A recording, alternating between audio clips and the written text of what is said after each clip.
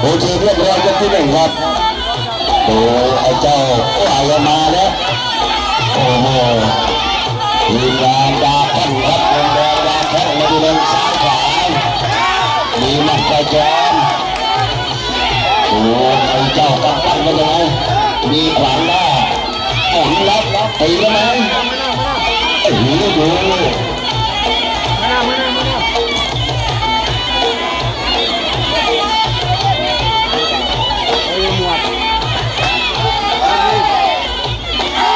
โอ้ยเจ้าดาปั้นไม่ธรรมดาดาปั้นตีกันโอ้ยบอยจับปั้นโอ้ยตีกันมาโอ้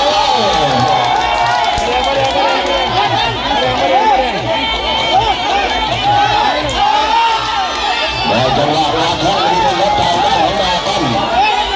เรียนข้ามใจเพราะยังไงกับปั้นรับเยอะก็ไม่ดีลูกรับเยอะไม่ดีศิลปะแน่